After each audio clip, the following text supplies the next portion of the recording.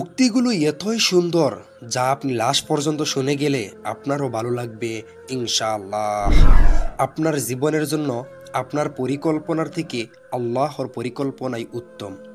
যেখানে আপনি আল্লাহর নিকট প্রার্থনা করেছেন সেখানে চিন্তিত হওয়ার কোনো মানেই হয় না।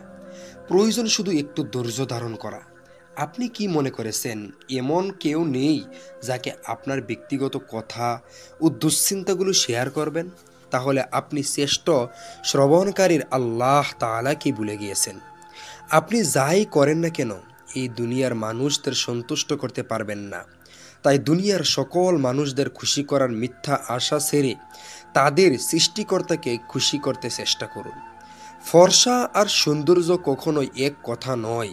ফর্সা কেবল চামড়ার মধ্যে ফুটে উঠলেও সৌন্দর্য ফুটে উঠতে প্রয়োজন আল্লাহর অনুগত্য ও উত্তম চরিত্র। আল্লাহর পক্ষ হতে নির্ধারিত প্রতিটা বিষয় আপনার প্রতি সুবিচার। প্রয়োজন শুধু আপনাকে তার প্রতি আস্থাশীল ও নির্ভরশীল হওয়া এবং তারই উপর ভরসা করা।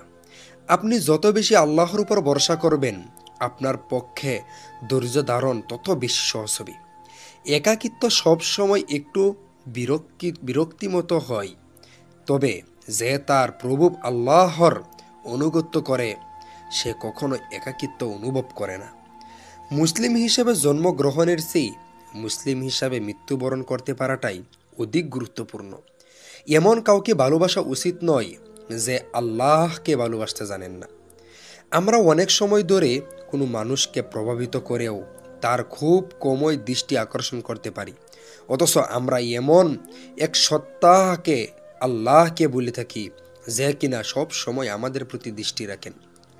সবচেয়ে কষ্টসাধ্য বিষয় হলো আল্লাহর সন্তুষ্টির উদ্দেশ্য এমন কিছু বর্জন করা যা আপনি ভালোবাসেন। তবে মনে রাখবেন আল্লাহ সবসময় কোনো কিছুর পরিবর্তে এর চেয়ে উত্তম কিছু দিয়ে থাকেন। এমন কারো সঙ্গী হন যে আপনাকে আল্লাহর কথা স্মরণ করিয়ে দেয়। যদি কেউ আপনার প্রভুর অনুগত্য পছন্দ না করে তবে আপনারও তাকে পছন্দ করার কোনো যুক্তি নেই।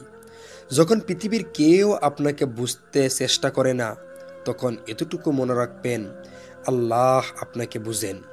নিজেকে দুশ্চিন্তা মুক্ত রাখুন আর প্রতিটা বিষয়ে আল্লাহর উপর ভরসা রাখুন। আর ভালো লাগলে ভিডিওটিকে লাইক করুন, চ্যানেলে নতুন হয়ে থাকলে সাবস্ক্রাইব করুন।